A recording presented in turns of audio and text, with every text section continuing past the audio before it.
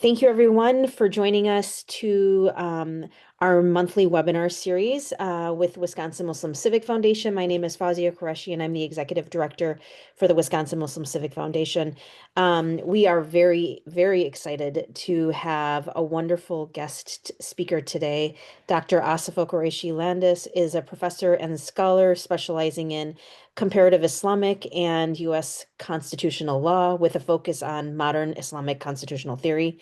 A Carnegie Scholar and Guggenheim Fellow, her recent work explores the intersection of Sharia governance and legal pluralism. She holds a doctorate from Harvard Law School and has served on national and international policy bodies, including the U.S. delegation to the UN Commission on the Status of Women and the Chicago Council on Global Affairs Task Force on religion and U.S. foreign policy. Dr. Qureshi Landis has also led several Muslim legal and advocacy organizations, including Muslim Advocates, Garama, and the National Association of Muslim Lawyers. We are so excited to have Dr. Asifa here today to speak with us on From Fiqh to Siyasa, Why Muslim Political Engagement Needs a Reset. Thank you. Thank you. I don't know why I'm waving. Assalamu alaikum, everybody. Thank you very much for that generous introduction. I have slides I want to share, so I think I can just share now. There's not that many people here, and I am a law professor, and I like the back and forth as much as possible. So I would love it if people are comfortable just turning on your screens, and then I can see how you're reacting, if you have any questions. Put them in the chat for now. I will have some time for Q&A, inshallah, but I also would very much like to know what brings everybody here. What's on your mind? Fauzi, can you hear me? Mansoor says he can't hear me. Yes. Okay, good. All right. Mansoor, it might be something with your sound, not me. Good. What brings you here? And that will help me understand like what kind of emphasis to put on what I'm talking about here. So given the time, I think maybe, do they all have access to the chat, Fazia? So, Yes, everybody has okay. access So to the if chat. whoever's comfortable, please write in the chat like a one-liner introduction about yourself and then why you're here.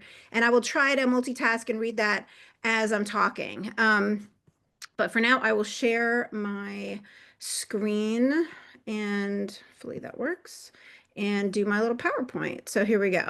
So Bismillah. All right. So I think that a lot of you will probably say in the chat that this is a topic that is relevant more and more as more and more people start to talk about what is the impact of Muslims in elected office, in leadership, Congress, judges, even your local school board, PTA. What does it mean that Muslims are becoming much more involved in the public sphere? Lawmaking, policy making, policy influence. Here's just the latest. I mean, just pick your day and do a Google search on Sharia and you'll find the latest thing. This was just what I found today. This is not going to be new to you guys. You've seen things like this before. This is freaking out about what it means that Zoran is, a new elected leader in the country. The one on the right is a billboard. I don't know when I picked that up, but that is the general fear that this means something scary when Muslims are in some kind of leadership position. And I just didn't know that in September, this anti-Sharia bill thing is back in the game. It's been those of you who've been following this, there have been many state efforts to officially ban Sharia as a state law, has been successful in some states. And looks like they're at it again in Congress. So this is something that we are often having to face as anybody who wants to get involved in any kind of leadership position in the United States. It doesn't help when there are polls like this that say something along the lines of Muslims around the world want to make Sharia the law of the land or the official law or something like this. What does that mean? These kinds of statistics are quoted to say, I don't know, I don't trust it. Like these Muslims in America, like this is what they really want. Secretly, this is what they really want. And we know what they think about around the country. And then you'll have a ticking off of examples of something happening in a Muslim majority country somewhere.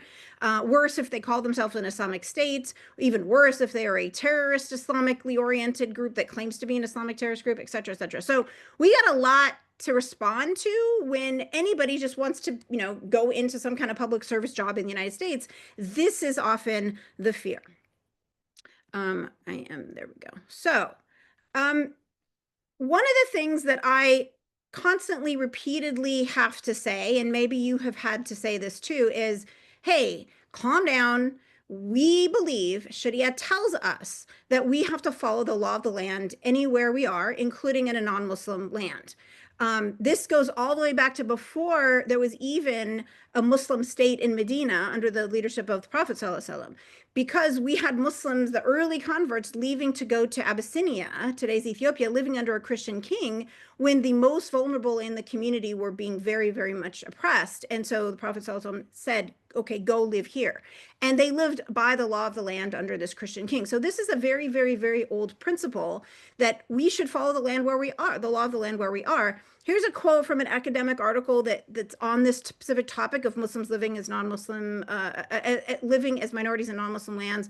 The important point I wanted to just highlight here is that if there is in any situation where we are not allowed to, do mandatory things, or we are forced to do things that are prohibited, like we are being prohibited from prayer or being forced to drink or something like that, then the scholars had said, well, okay, the solution there is to leave, to go to a place where you have freedom of religious expression.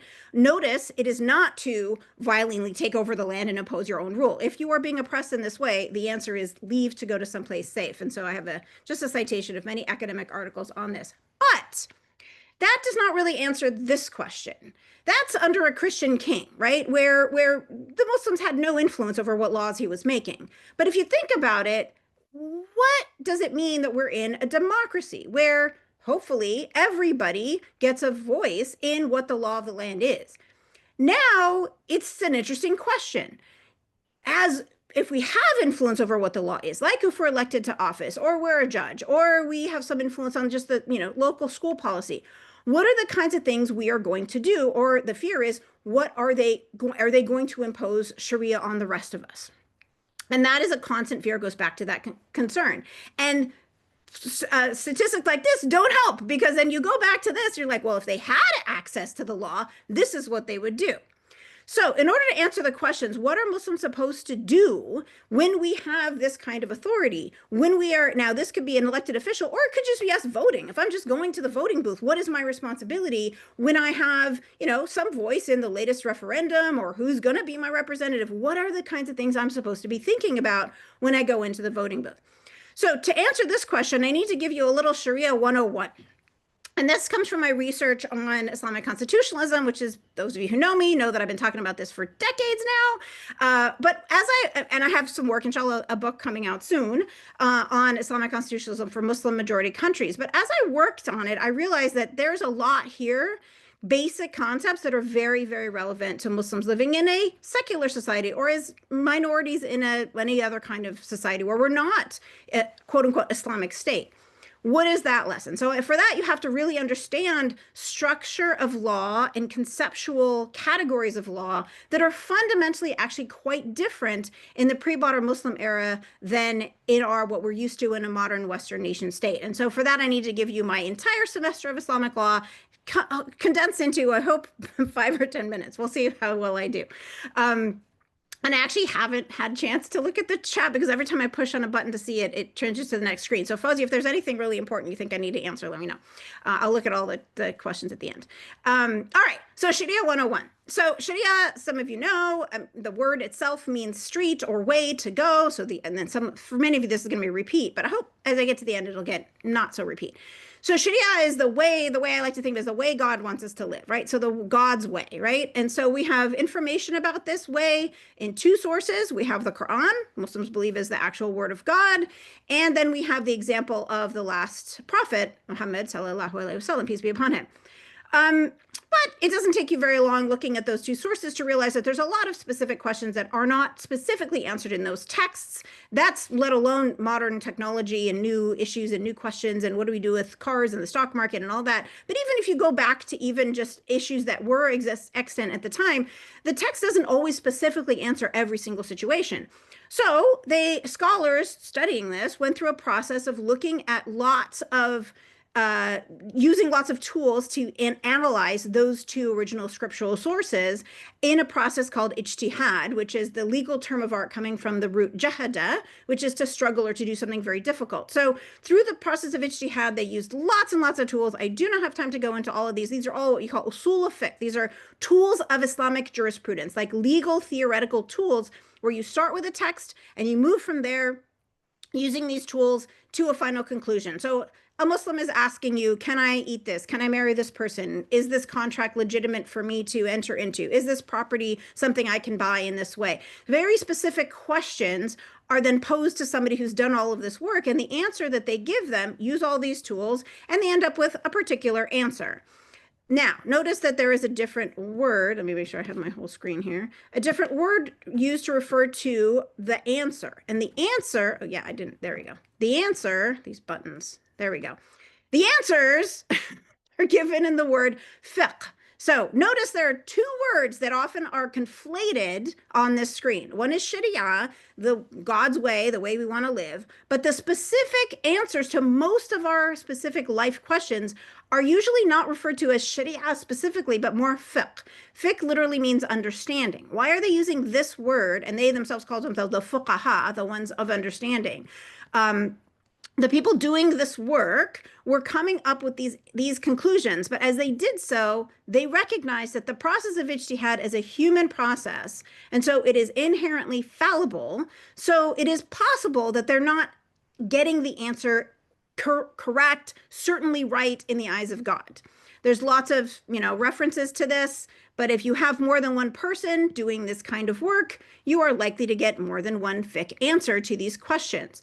There is a famous hadith where the person who does ijtihad and arrives at the correct answer, some of you know this, will receive 2 rewards from God, and the person who does ijtihad and arrives at the wrong answer will receive 1 reward from God. So nobody's getting punished, A for effort, but the reality of that is that we don't know who's getting 1 and who's getting 2 until we're dead, right? This is the day of judgment when you're going to find out the reward. So what this does for the reality of fiqh on the ground in Muslim societies, I'm talking about pre-modern realities here, is that they recognize they had to live with these multiple interpretations. And these types, sorry, question?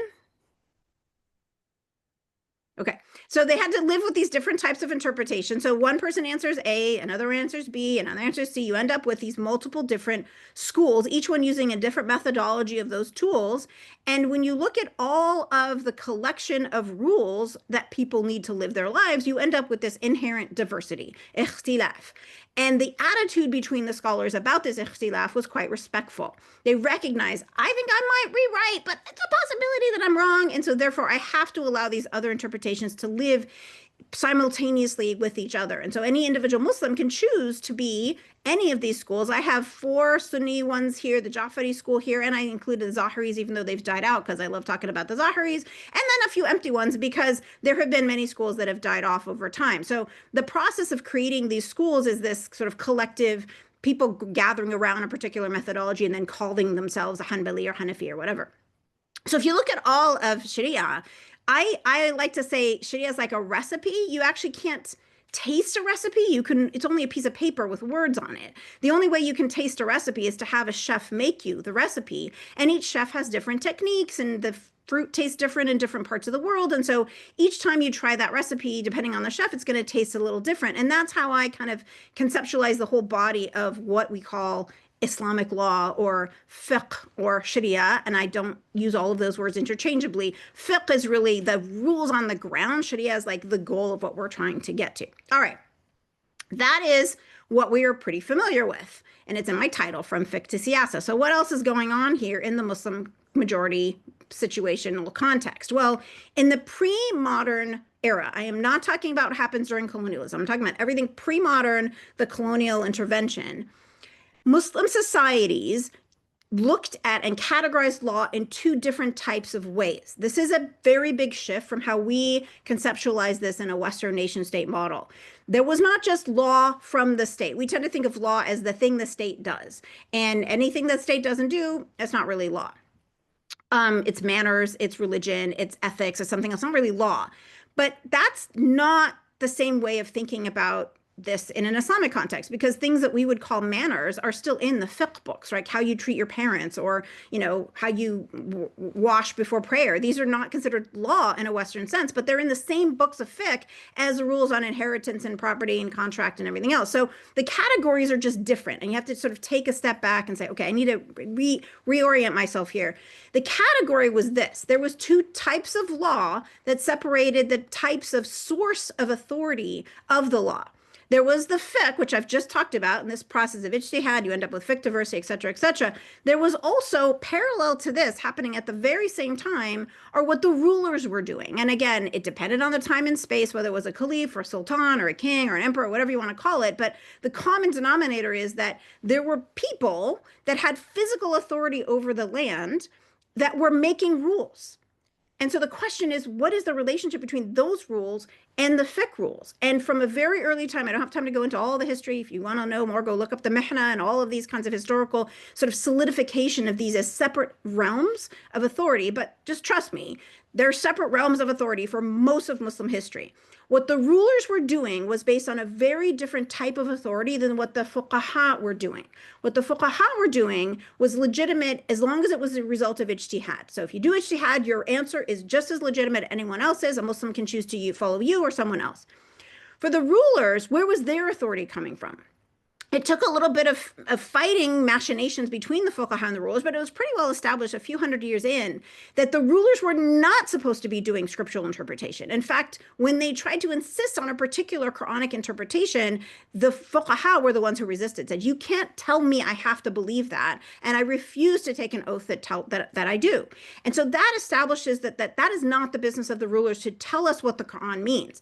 But they do have a job. They have a very important job. And the Quran talks about the job of rulers, especially like the good, King Solomon, Queen of Sheba. What do good rulers do? Good rulers take care of their people.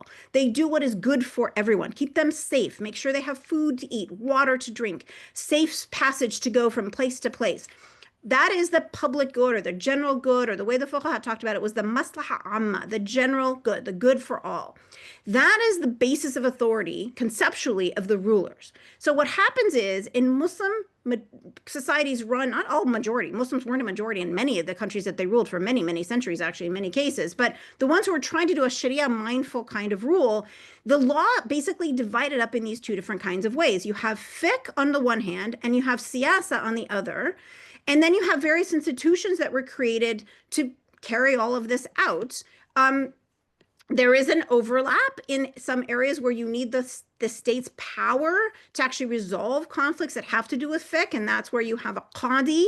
But the rest of it is often handled very separately. I can go on and on about the qadi. It's very interesting. They're wearing both hats kind of situation, but the separation of the source of the law and the type of the law stayed pretty clear. The kind of the law that's coming out of the fiqh realm was not something authored by the ruler, even if the ruler stood behind the qadi applying it. And often rulers appointed multiple qadis of multiple different schools to accommodate the diverse communities that they would be ruling over.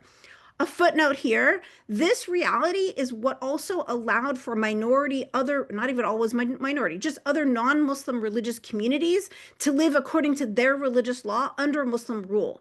Because it's not that hard to add just one more of my little colors of books there to say Coptic Christians can follow their own rule, and Jews can follow halakha, and Zoroastrians and Hindus and Sikhs and everybody else that ends up under Muslim rule. It doesn't really upset the apple cart to add one more of those little categories there.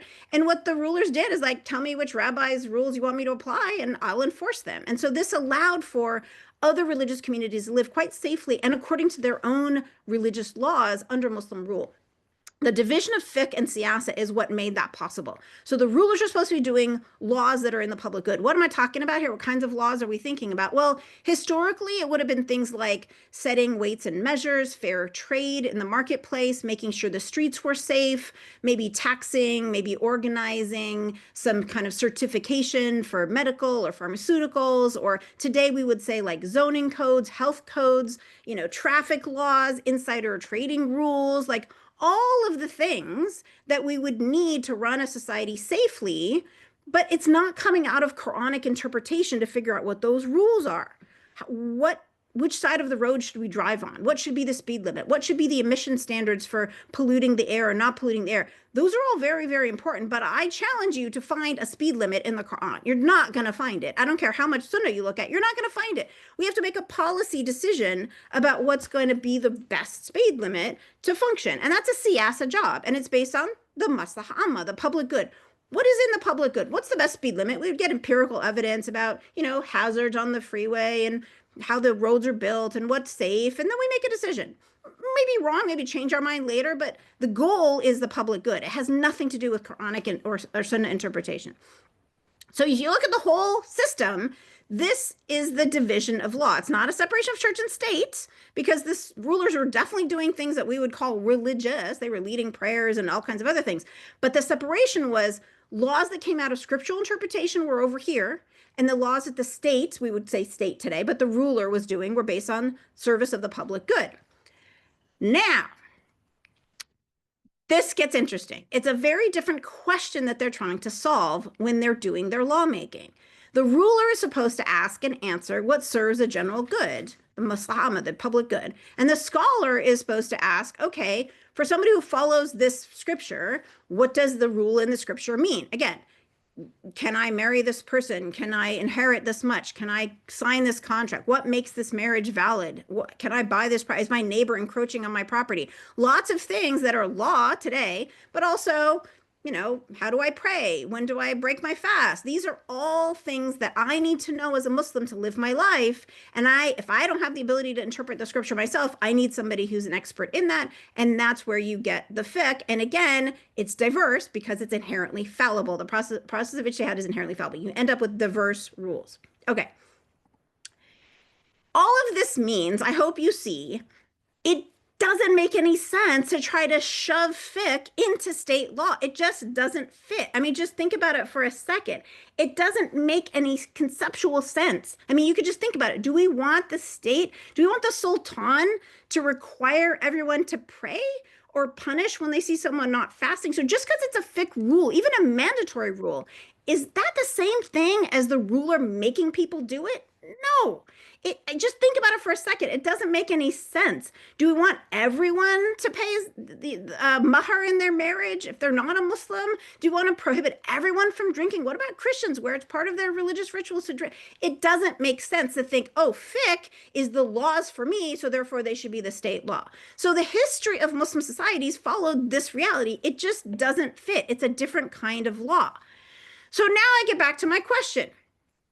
So as American Muslims, what should we do when we are elected or just going to the voting booth? Are we supposed to try to enact Sharia, that's a shorthand, usually they mean the rules of fiqh, into state law? Are we supposed to ban interest for everybody? Are we supposed to ban alcohol for everyone? Are we supposed to make everyone dress a certain way or pray or do all? It doesn't make sense. And the way to figure that out is to parse out these two different kinds of law. So my first question when somebody says, hey, are Muslims going to enact Sharia? I say, wait a minute, what do you mean by Sharia? There's two different pieces of a Sharia rule of law puzzle. One of them is fiqh. And then if that's what you mean, like the rules of fiqh, like, can I do this in my life as a Muslim? Then the answer is no. That's not the job of the state. It never has been. It's not the job of the sultan to make me do those things. That's me and God and my mufti or my, community or whatever. But the ruler, the sultan, that's not historically the role of the sultan's lawmaking. The job of the sultan, the ruler, is to serve the public good. So what is the Islamic duty of Muslims when we participate in state lawmaking? We ask ourselves, what serves the general public good in the United States, in America, in our context, what serves the general good? I'm not so sure we're doing that. And that's the reason we are having this webinar here, because I'm frustrated when I see Muslims thinking about what should I vote for, or what, who should I elect, or, what should I advocate for in the public sphere. I don't see people asking what is in the public good for America. I see people asking, what do I do as a Muslim? And then like glomming that on to the state law. I gave you just one example. A few years ago when Roe versus Wade was overturned, I kept hearing so many people asking, what should Muslims do here? And the immediate, like, they almost always in the public conversation I was listening to, they almost immediately ran to, well, what does Islam say about abortion? And I would answer that question. Turns out actually Islam is quite, the fiqh is quite diverse on the question of abortion. All of those different schools that we were just seeing, turns out there's actually quite a range going from 0 all the way to 120 days of when abortion would be legitimate and not a sin.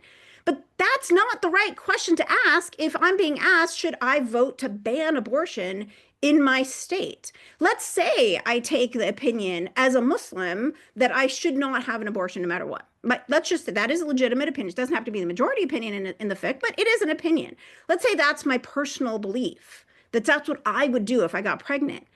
That is not the same issue. That is not the same question that I should be asking when I'm going to the voting booth to ask whether or not I should have the state punish abortion. That is a very different question. For that question, I have to look, what is in the general good of everybody? And so that's an empirical question. What is the benefit and the cost when states ban abortion? Is there more maternal mortality? Is there more fetal? Do people have, are people who would want to have a child but end up in a very difficult pregnancy? Or they end up dying because it takes longer for the doctor to actually decide to choose between which life that they're going to save? These are the empirical medical questions. We defer to our medical community to find this out. Even if I thought I want to do whatever I can to limit the number of abortions in the country, is that the best way to do it? Is a prohibition the best way to do it? Maybe a better way to do it is to have more prenatal care and more child care and better wages and more reasons for people not to even be in a financial situation that this be a question. So these are the questions that we should be asking when we're asked about the state's banning of abortion. It's a very different question than if I'm personally trying to decide whether or not I should have an abortion. Very different questions, and I don't see us doing that. So here's the way I wish we would shift our thinking. If we think, what does Sharia tell me to do? If I am asking the question for myself, it is a very different question than if I'm asking the question for when I basically stand in the shoes of the sultan when I am in my democratic role. As an American Muslim lawmaker or voter, my question of what Sharia tells me to do has to be, what do I think is in the public good? That is different than what do I think a Muslim should do, or even what I should do as a Muslim. Of course, there's different kinds of Muslims that have different schools that they follow. We have not gotten in that habit yet. And it's very concerning to me when I see the public conversation of Muslims around the country. I am concerned that we're not actually following what our own history has told us to do. And in fact, we are running into the practice of what Christian states used to do, which is merging their religious rules with the state authority. So we're actually doing the thing that made it safer for Jews and others to live under Muslim land. We're giving that up, and we're becoming the place where the Crusades came from. It is a very dangerous thing to do, and I get very dismayed when I see Muslims continuously doing this.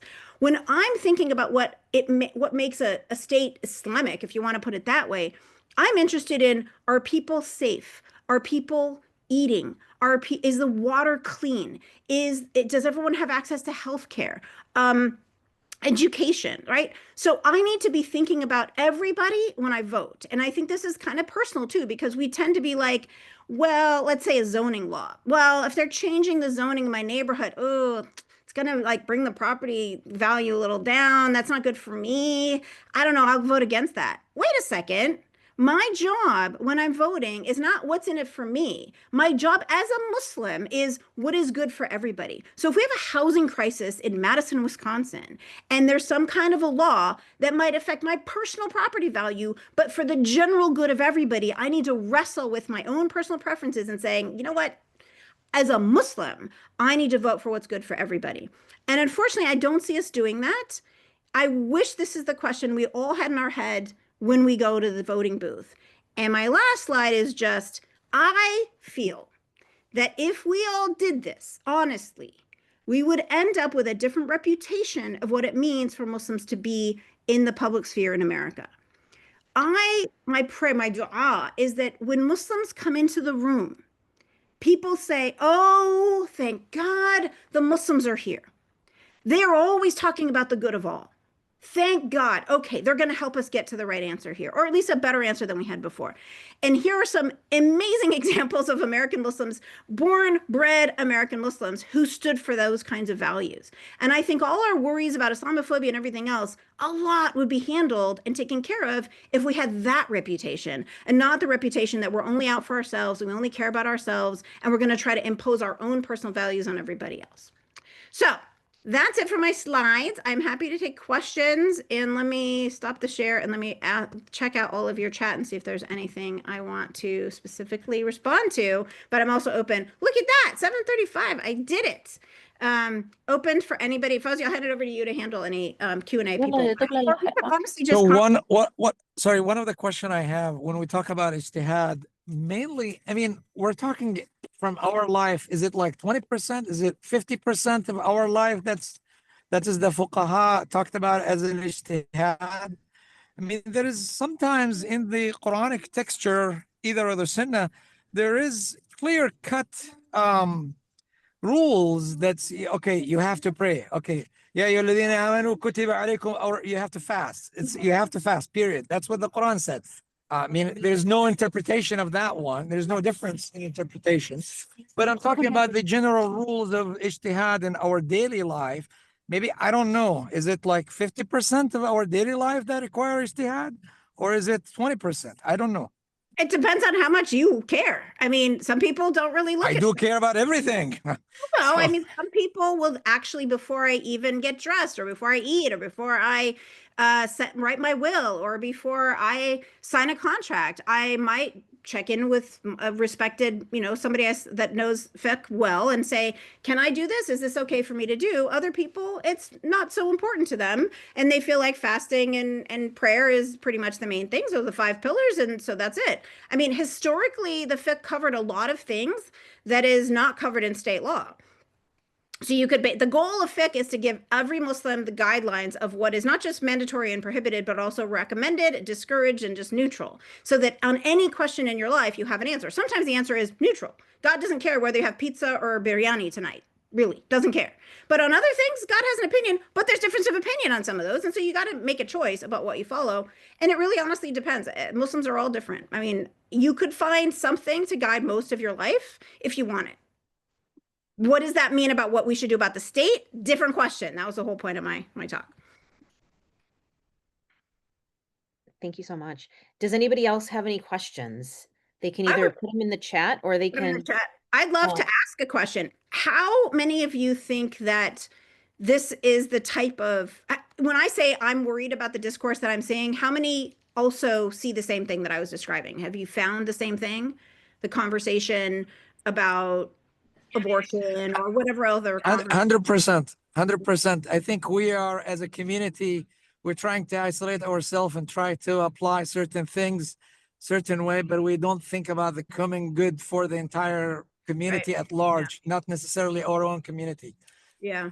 I see some hands. That is certain. And I think if we continue that way, it's a very dangerous path to go down that way. I'm hoping I gave everyone a template so that you feel confident you don't have to do that. But a lot of people are concerned that they think, oh my God, as a Muslim, I have to do that. And what I was trying to open up was like, actually, no, as a Muslim, that's not the thing to do. But I hope I've given people some language. I see a lot of hands here. So Janan, Aya, who else has their hand up that wants to say something? Awais, a lot of familiar faces. Yeah.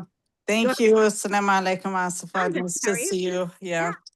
Thank you very much. Yeah, everything you said, of course, made perfect sense. And one of the things that I was also curious about, well, 2 questions, is that, there's also the fiqh for the aqalliyat, when you're the minority in a country, and I think that a lot of times the Muslims, where they also get themselves in trouble, is that they want to they want to run as if they're living in a predominantly Muslim country that with certain rulings not really taking into account that we are a minority.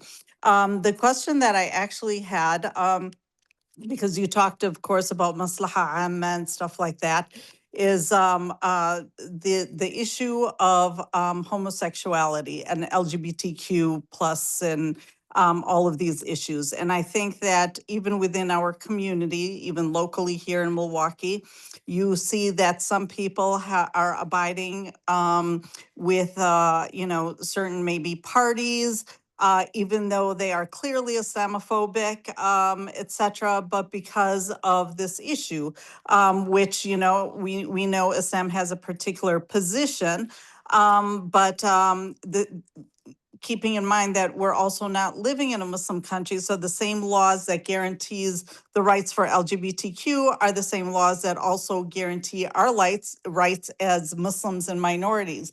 So I guess just from your perspective, how do you address this issue? I'm glad you asked that. On the fiqh al-aqaliyat, I just want to say that's the question of what maybe adjustments would be made for Muslims living as minorities. Aqaliyat means as minorities in a Muslim land. So on the fiqh side of my picture, there might be some adjustments for the particular situation for us, and that you would go to your mufti to answer those questions. So that's a different question than the siyasa questions, which is what you're asking, is what should we do when it comes to, let's say, same-sex marriage or rights, to protect against discrimination for LGBTQ community. I see the same thing that I saw in the abortion debate, is people are asking, well, what does Islam say about same-sex marriage or trans identity or something like that? That's an interesting question. There's definitely a majority opinion. There's a lot of different minority opinions trying to come out today. I'm not going to advocate one or the other. You choose which one you follow. But again, that's not the same question as what do I do as a matter of state law? We have to look to see what is the harm and the benefit. Maslaha is usually that kind of a weighing. What's the harm and the benefit? It's not going to be an easy question, but we would look to see on the question of same-sex marriage, is there harm? Is there benefit in allowing those who are not Muslim? Let's just take that question, not Muslim, marrying of the same sex, right? And where there's a history of all kinds of marriages in Muslim societies that didn't fit into Muslim definitions of what a marriage is. Zoroastrians had incestuous marriages that some of the fuqaha recommended that the sultan recognize and enforce. So there's a history of us saying, okay, for the general good, what's the consequences of allowing this or not allowing this as a state matter? I would say look at find out what are the statistics, especially with like very aggressive discrimination and harsh treatment of people who have a certain identity. I think that the numbers of suicide, the numbers of mental health, I think that's a question people should look into. Like, what is the consequence in society for those who have a different identity than a traditional male-female identity or relationships or sexual orientation? It's not a question of what does Islam say a Muslim should do. It's a question of what's the impact on certain kinds of laws that the state is doing regarding this community. And if protecting them against discrimination is causing more benefit than harm, then I would say as a voter, that's what I would have to vote for, even if I would say something completely different about my own personal life. So another part of the benefit and harm is, as you pointed out, when you have generalized non-discrimination laws that protect us as well as protecting those who are, we would say, are not in the category that I identify with. If they rise or fall together, you might want to say, well, maybe we want to make sure that more people are protected against discrimination or harassment or hate crimes or something, rather than restricting it because some of these protections are of people that I actually would never protect. All of that to say, even in the Muslim community, you don't see any Muslims advocating for hate crimes against those who are LGBTQ. That's not even a question. It's just how much should the laws accommodate and include and be inclusive of. That may make some Muslims uncomfortable, but we're also very inclusive of a lot of other things that are not within the Islamic orthodoxy. So we accommodate, bars and heterosexual reunions too. So what is the impact of a society that allows it and doesn't allow it? We might not all come down on the same side of that question. We may actually disagree. Oh, actually it does cause some harm that I want to stop. Okay, fine. But then we're talking about the empirical harm. We're not talking about Quranic interpretation. That's all I'm saying. Let's get into a conversation about studies. Like I said, with abortion, let's talk about the medical impact.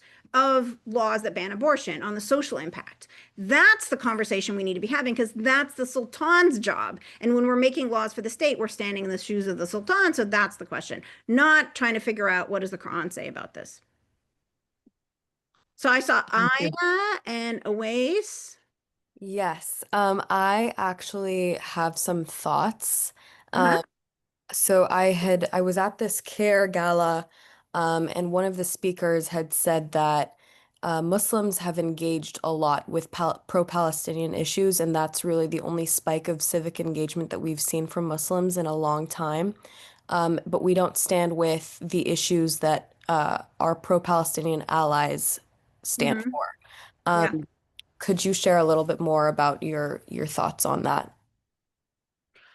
I mean, that's it's a political strategy question. It's not necessarily lawmaking, but it is sort of advocacy of alliances. And I think that to whatever extent someone finds that alliances with, let's say, I think you're asking about other communities that are allies to the Palestinian community. Is that what you're saying? Like, what should we do as far as supporting other communities? Is that the question? Exactly, yeah. Yeah. So, I mean, again, that's a very Siyasa political policy strategic, you need to talk to people like Awais who know a lot more about politics. And what happens when you're trying to do the good for everybody? Who should your allies be? How do you go about that? What is the consequence of aligning with this or that? Who has what kind of power? Who is going to advocate for things that you care about? Again, we are not all going to agree. Like, I have huge arguments with some of my dearest Muslim friends about, let's say, affirmative action, right? Like, that's a pure policy question. I feel very strongly about it, and he feels very strongly on the other way. We're both Muslim. So we're having a policy disagreement about some kind of empirical reality on the ground. So that's the same thing that this would be, is like when you're talking about aligning with social political communities, you think about how's this going to benefit on the things I think will cause better for the public good. I mean, are they going to help me if I think clean water and better health care and police brutality, let's say those are my issues? Well, then I really think that I need to sort of do what I can to influence the public conversation on those issues. If those allies are thinking about that, then I would say think about that. And also, it's just nice to be friends to your friends. Oh wait, I'm jumping right into like law professor mode, especially when it's my students, my former students. I feel so natural. Oh wait, you're up. I love it. So you've talked obviously a lot about the connection between Fiqh and Siyasa, but I was wondering if you could also make the connection. Well, first of all, I think like the fact that we're having this conversation, this is a conversation you've been having with students, uh, both at school and elsewhere for decades. And I think the community, as we mature, we're having this conversation more, and I think it's beautiful. It's amazing. I think the next conversation that we're having a lot more of, as we see another spike in interest in people potentially running for office and wanting to get involved in a higher capacity, is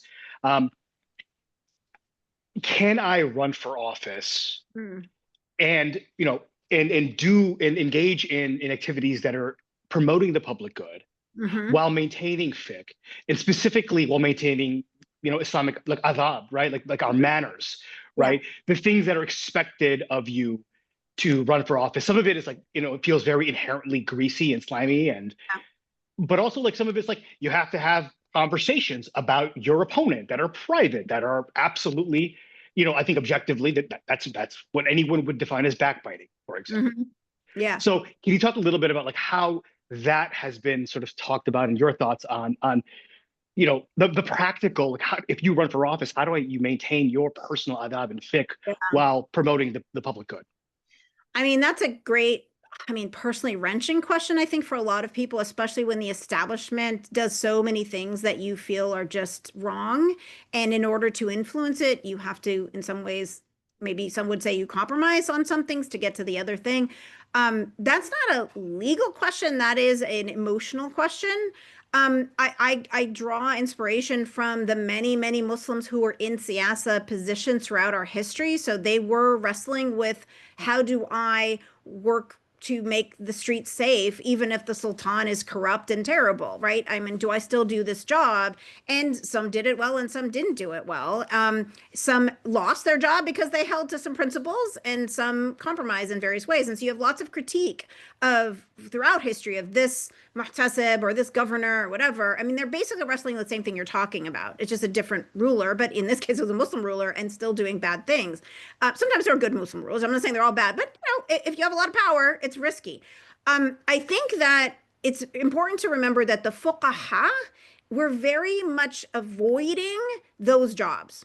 It's true that there was this sort of sense of like this old saying, like the worst of the fuqaha is the one who goes and knocks on the door of the ruler, like kind of running after power. But the best of the rulers is the one who knocks on the door of the fuqaha to sort of check themselves, like morally, should I do this, right? So there was a sense of like, power corrupts, stay away from them. But it wasn't the average Muslim necessarily. It was the fuqaha. And I think that's a very important thing to remember, that the fuqaha wanted to very much keep their academic freedom and their integrity against the political machinations or pressures of the ruler. And that was part of that separation that I'm talking about. I like to call it like it's our own checks and balances, separation of powers, because they did not want to be corrupted by the ruler. They didn't want to be seen as being pressured into saying anything. It is our own academic freedom. Their institutions, in fact, were endowed with waqfs, awqafs, that were endowments that protected economically so that they could live and write what they want to write. I, as a professor, have tenure, so I feel very much freer than others to write what I want to write because I'm protected that way.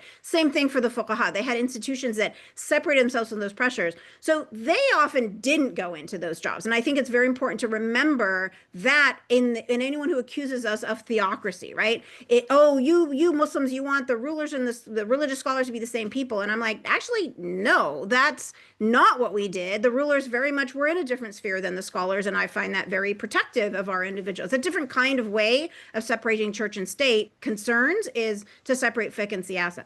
So then if I'm over here on the side of siyasa and I'm wrestling with these moral questions, I think as an individual, if you're a Muslim going into one of those jobs, I think it's really important to be around other Muslims doing those jobs, where you have someone to talk to that are facing the same kinds of pressures and the same kinds of career choices. Like, if I stick this one out, I can be an appellate judge and then I can overturn the cases. Like, what are the choices you have to make? What's worth it? What's not worth it? These are very, very difficult questions for the average Muslim to even understand what you're facing. So talking to others who are in that realm, I have to give a plug to Muslim Public Service Network. I am on the board. It was established by my parents in the 90s. This is a place where Muslims working in DC for a summer, they all live together, and the conversations they have in the house are very much like that, like the debate over whether this is selling out or this is worth it. And everyone ends up on different sides of that. You're not all going to agree, but it's really important to have a community and people that you trust that to ask those because that's a personal question.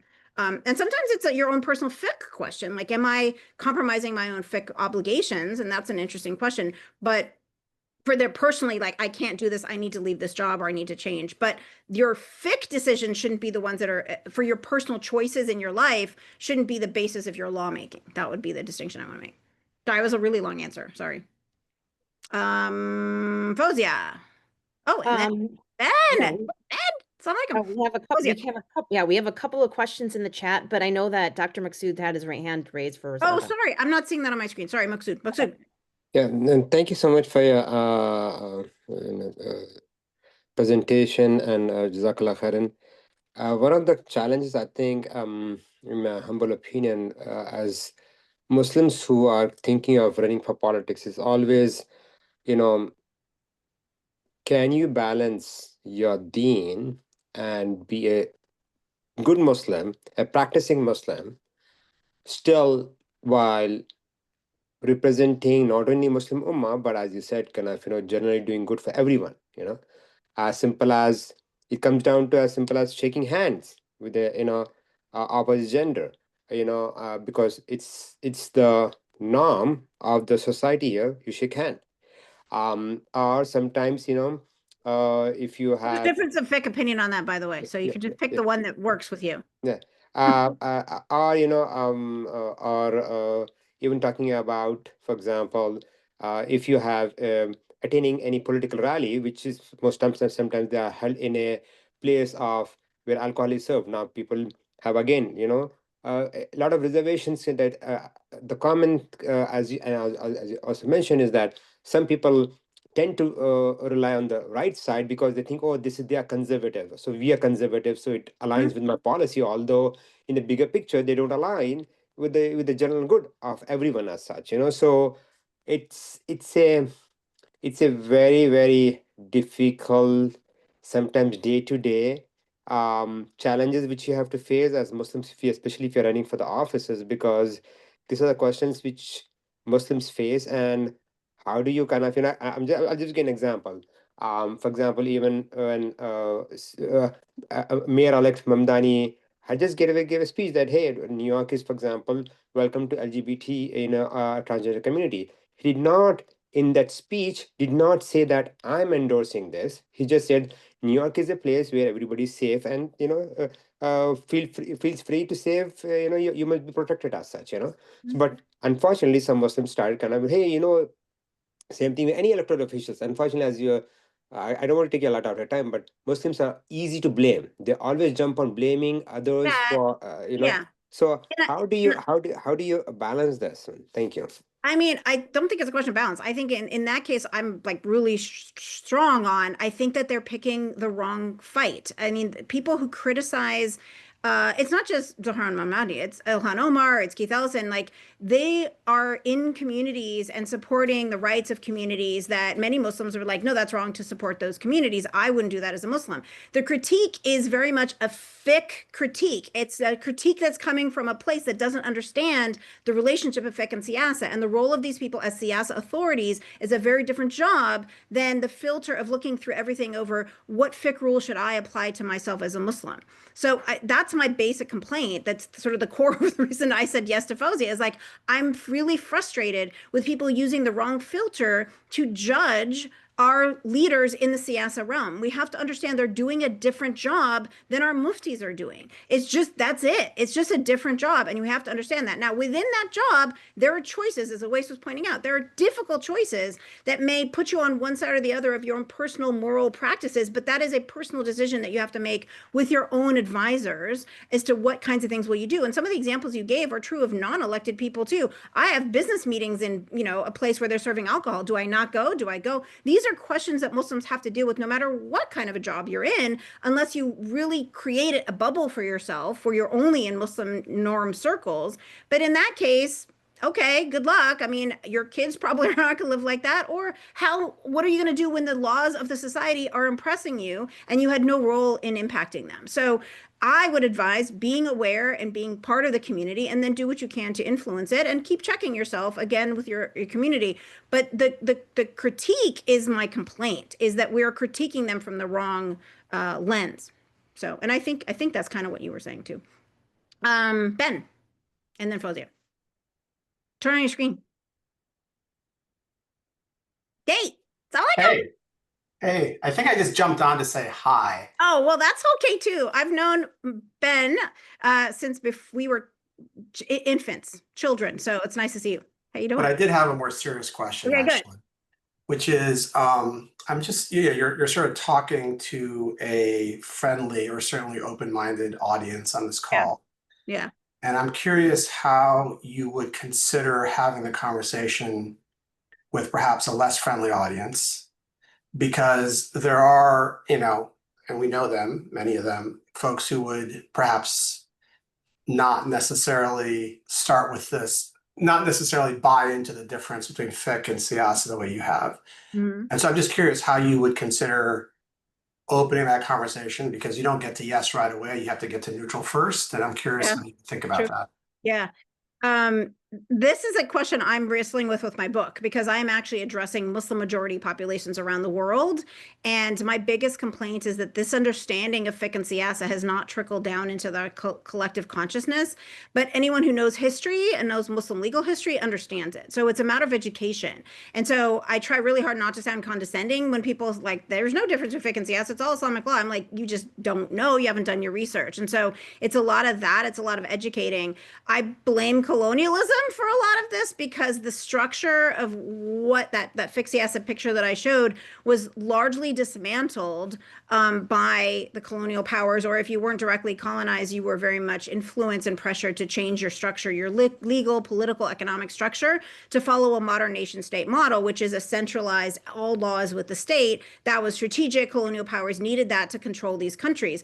And then, you know, a century or so later, when these countries became independent, that new nation state model is the thing that they inherited. They didn't inherit a Fiqh Siyasa model. They inherited the nation state model. And then I have a whole thing on this. I mean, my former students know that I have a whole slide about what it happens in the modern era where they try to reintroduce Sharia, and they reintroduce it as a matter of state law. And this, I argue, is the entire problem with the political Islam in the world today.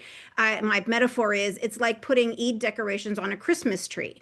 It's not inherently structurally Islamic. It just feels Muslim-y to people because you put a few, you know, hudud laws on the state law, and then they defend that as if that's what they have to defend as an Islamic state. So it's a lot of backtracking out of that and relearning what they've deliberately been denied to know to get to the point where they're understanding fiqh and siyasa, and then to get to the point where I can apply it to a Muslim audience in a non-Muslim society. But I mean, I challenge anybody to look at Muslim history and tell me that it wasn't that structure. I mean, that's what I've been spending a decade studying. And it is, I mean, across Muslim, there's a lot of diversity in, you know, the Mamluks to the Mughals to the Safavids to the Ottomans to the, you know, Abbasids. They're all different specifics. But that basic structure, I was fascinated, that basic structure exists all the way through. And so that's the basis of my argument. So I just have to be patient and be nice and try to say, well, let's look at this together. But that's the project. So, Fawzia. Thank you.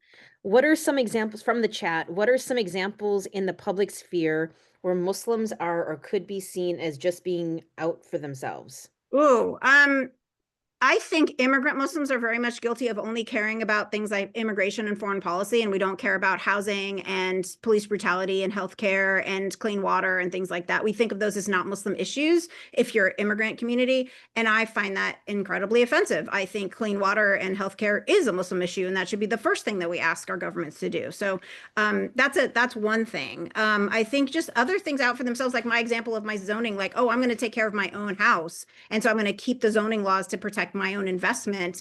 That's not a very Muslim attitude. You need to always look about everybody. And if it means sacrificing a little bit, that's what God asked us to do. That's my opinion. So I think that every time we go into the voting booth, we should ask ourselves, what is good for everybody, and stop asking, what do I want personally? I mean, another example I give is, you know, medical marijuana was legalizing marijuana was on the ballot in Wisconsin not too long ago. And I was like, I never tried pot. I don't want my kids to do it. I wouldn't do it. I think it's an un-Islamic thing to do for a lot of people. I just personally would never do that. But I also know the school to prison pipeline that happens in the way that our marijuana laws are applied to various populations, marginalized populations in our society. So taking away that tool to oppress this population, I was for that. So I ended up voting to legalize it, even though many people know me would be very surprised that that's what I did. But so that's the question, is stop thinking about yourself and think about everybody. Zara, and I think we're at time, so anyone who needs to go, feel free. Oh, thank you. Thank you. This was just amazing to just hear and get this whole perspective, Asifa. I was actually thinking about what Ben said earlier about how do you speak to rooms where people are not as easily convinced. Yeah. Wondering if, in looking at these systems historically, the piece we're also missing is that for a long part of Islamic, like early Islamic history, Muslims were the minorities in a lot of, and that I think in the way that colonialism has shifted our demographics, I'll give you India's example, yeah. Right? With Mughal rule, this was very much the way that the state ran, where, you know, even like Akbar, for instance, the Mughal emperor, is part of India's proud heritage of diversity in law. Yeah.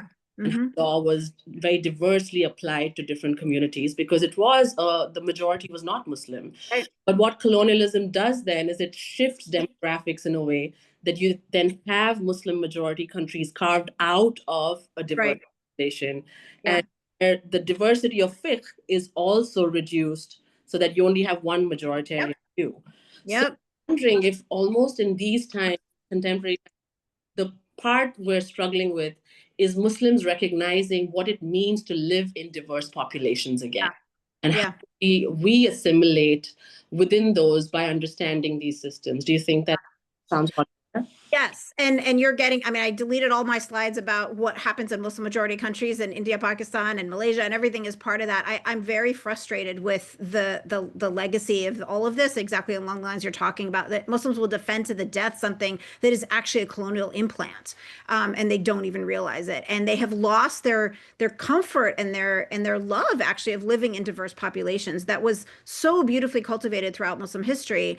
Pick your place. I mean, why is there a Jewish synagogue next to the mosques and the church in Sarajevo? Why are there still Buddhist temples in Afghanistan and the Buddhist statues? Why? Why is that? You cannot have that reality if you don't really recognize the fact that Muslims were incredibly respectful and to the point of allowing this, even their diverse religious laws to apply.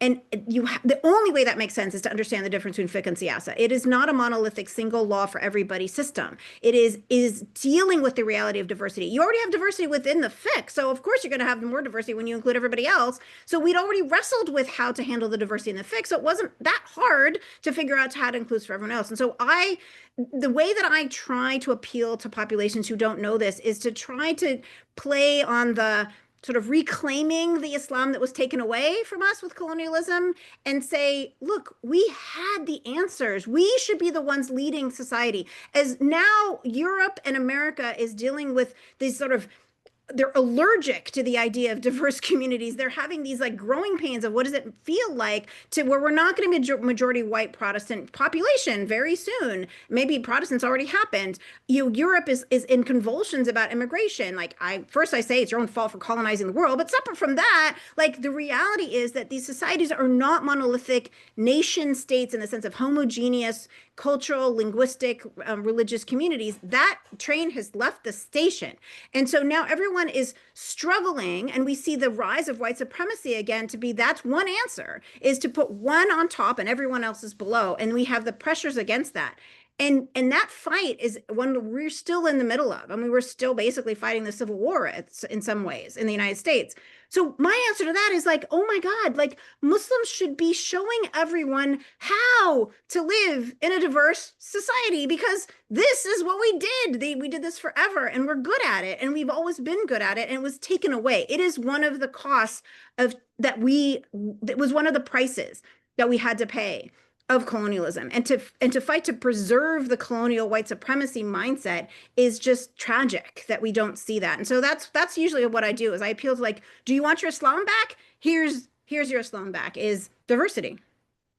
Yeah. We have one question and then if you could just give us a take-home message after this one question. Thanks. Oh, okay. Yes. Who is it? Akram? I see a hand of Akram. Yeah. Who's the one question? Still on mute, I think. Oh, okay.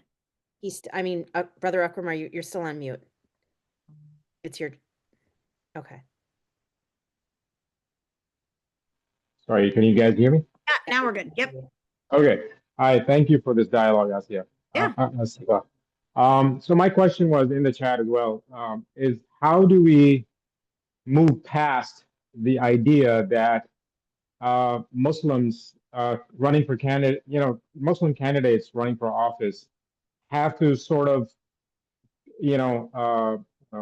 twist themselves into a lens that looks through the Islamic, through Islamic lens, meaning can we separate church and state as a Muslim candidate, and how do we look past that it's okay to separate church and state and still run for office, and be okay as a Muslim, candidate, and not have to prove to the Muslim audience, that you are a Muslim, or so that's my question. I know it's not related to fiqh, but I just wanted to. No, it is because religion is. So no, that's good.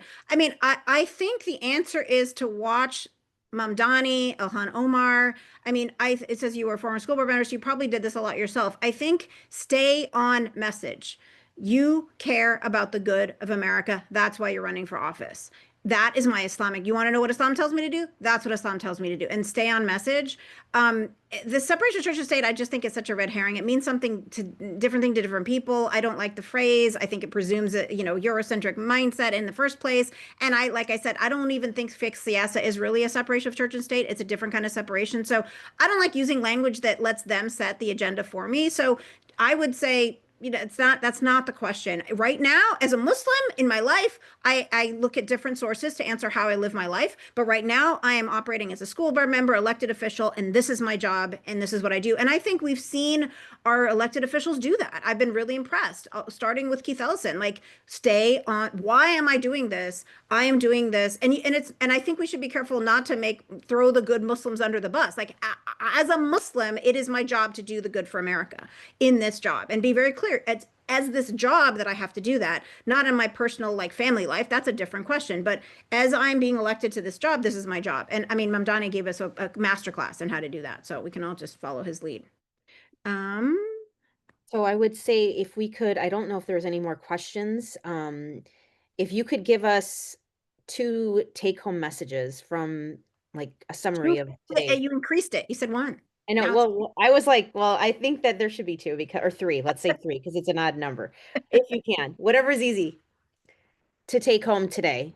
I mean, and what can we do right now? Because I don't think a 1-hour session, although very valuable, what else can Muslims do in order to kind of ensure we continue this path forward? And learning the difference between this not having a self or a nafsi attitude, but more of a community and the betterment of community attitude. Studying history, what are your thoughts? I mean, okay, so the first is to embrace the world of siyasa as an Islamic thing, but not Islamic in the same way that fiqh is Islamic. Like, it is an Islamic thing to make sure that the water in Flint is clean. It is an Islamic thing to vote for better healthcare for our community in the United States, everybody. Like, these are Islamic things to do. So our getting hung up on secular and religious, like, again, these are categories that I don't think they help. So so claim your Islam, but be clear that when I am in this job, my Islam tells me to do what is good for America. Now we can debate over whether or not we agree on what that is, but that's the goal. So that's the first thing. It's just like, stop typing these jobs as, that's why I don't like separation of church and state, because it's still Islamic to make sure there's safe streets. Like, that's still Islamic to do. How we do it is an empirical policy question that we can talk about. That's the first thing. I mean, I guess the second thing is, it's not a compromise to try to be part of fixing the system. It doesn't have to be. I mean, some people do compromise, but I don't think we live in so far a democracy, and I teach constitutional law. Like, I care a lot about rule of law and basic rights and protections. And there's a lot to fix, but there's a lot that works, and there's a lot that has worked. And I think if those of us who are interested in being a part of that, I think it's really important to follow your heart and do public service is maslahah. Like, that's the same word. And we use that word to talk about government service as public service, like maslahah is public service. It's the same thing. And so it is an Islamic thing to do. And I think we should be confident that if our communities don't understand that, then that's just, they don't understand why I didn't go to medical school, but they're just never going to understand. But I can be confident that I'm doing something that God wants me to do. God doesn't speak well of good kings and queens in the Quran, for a reason. Like, he does, there is that language. So I'm following in those footsteps. And so it's a tough road for the reasons Awais pointed out. Like, what happens if you're in these tough decisions? And there's where I say, just try to hold to your Islam as much as you can and not sell that part out. So you yourself have a close connection to God. You know what is going to bring you close to God, whether it's prayer, fasting, meditation, being with friends, whatever. But that's really, really important. And then I guess the third thing, since I'm going for 3, is right now it's such a weird time because it feels like so many things are bad. And I just read somebody saying, to think a year ago, Syria was still run by an Assad regime and no one had heard of Zoran Mamdani, right? That was a year ago. And that gave me some pause. Like, things have been worse. They may get worse, but what we know as Muslims is, even if the day of judgment is coming, you're holding a sapling in your hand, you plant that sapling. And so our job is to do the right thing in the moment, regardless of what the consequences are. And I really do think that if we all did that, inshallah, things would be better, God willing. So that's it. Thank you so much. This was absolutely amazing. I My do not want pleasure. to end this Happy to be session. here. I definitely want to continue this conversation and welcome you back again for another session. It was wonderful. Thank you so much. And thank you from the Wisconsin Muslim Civic Foundation. And thank you, Dr. Asifa. This was Thank you for inviting me. Thanks everyone for coming. And thanks all of you, those hangers on. It was like only 5 people left. So thank you for hanging out. No, there's 28 of us here right now. Oh, I can only see 5. Okay, great. So I kept people here. All right, good. Yeah, Oh, there's a everybody ton. else. Thank Okay, you. good. All right, well, it's great to see everyone. Hopefully I see you in person. If you're my student, I will see you in person very soon. All right. Thank you. Assalamu alaikum. Thank you so much.